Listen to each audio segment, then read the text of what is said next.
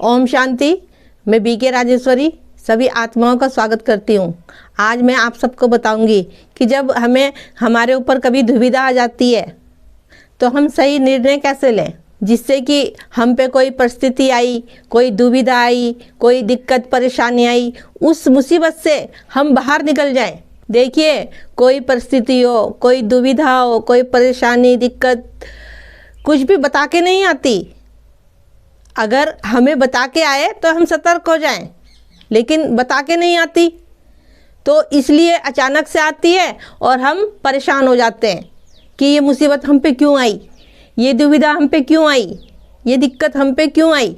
फिर हमें कुछ निर्णय भी लेने पड़ते हैं। फिर देखो, चाहे वो निर्णय कैसा भी हो, लेकिन वो हमारे ऊपर है कि हम सही सोच रहे हैं उस निर्णय के बारे में या गलत सोच रहे हैं। एक बात वो भी नोट करनी पड़ेगी कि उस समय हमारे मन की स्थिति कैसी है।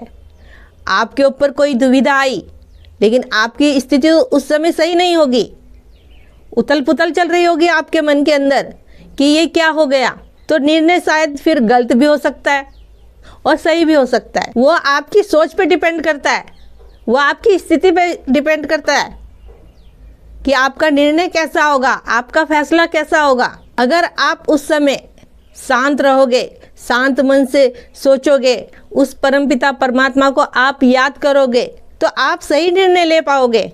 निर्णय आपका गलत कभी होगा नहीं। लेकिन अगर आपकी मन की स्थिति डमाडोल रही तो आप गलत निर्णय भी ले सकते हो। देखिए, हम सही निर्णय जब भी ले सकते हैं जब हमारा मन शांत होगा, जब भी हम सही निर्णय ले सकते हैं। और मन शांत करने के लिए, मन को शांत करने के लिए बाबा का ध्यान कीजिए, योग कीजिए, एकांत में बैठ के उस परमपिता परमात्मा से बातें करिए कि जिससे कि कोई भी दुविधा, कोई भी परेशानी, कोई भी दिक्कत, कोई भी मुसीबत आपके ऊपर आए और उस परमपिता परमात्मा से आप बातें करो। आपको वो ऐसी शक्ति देगा कि आप सही निर्णय ले सको। जो परिस्थिति आई है उसका आप डट के सामना कर सको। देखिए, अपने अंदर धैर्य भी हो कि हमारे साथ है कौन, स्वयं परमपिता परमात्मा, हम आत्माओं का पिता हमारे साथ है।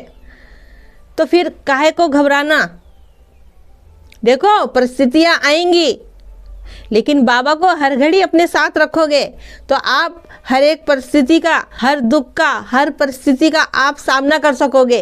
लेकिन कोई दुख, कोई परिस्थिति, कोई दुविधा आती है हमारे सामने तो हमारा मन इतना परेशान हो जाता है कि हम अपने में ही, अपनी सोच में ही खो जाते हैं कि हाय अब क्या होगा, अब क्या करें, और उस परमपिता परमात्मा को हम भूल जाते हैं। जब हम परमात्मा को भूल जाते हैं, भूल तो हमसे होनी है। फिर तो यही कहूँगी कि परमात्मा की याद अपने अंदर सदा ही रखिए, अपनी बुद्धि में परमात्मा की याद सदा ही रखिए कि जिससे कि आप को ताकत मिलती रहे और आप हर परिस्थिति का, हर दुख का आप सामना डट के कर सकें। क्योंकि वो परमपिता परमात्मा वही हमें सोचने की शक्ति देता है।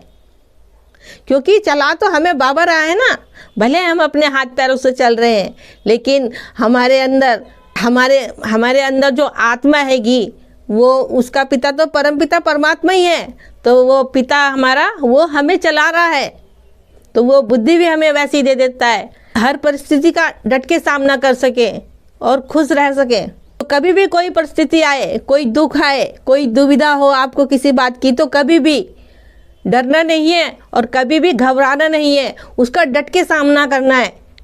क्योंकि जब तक हम डट के सामना नहीं करेंगे, जब तक हम जीना नहीं सीखेंगे, और जीना नहीं सीखेंगे तो जब तक हम आगे कैसे बढ़ेंगे। परमात्मा को साथ रखो और आगे बढ़ते चलो।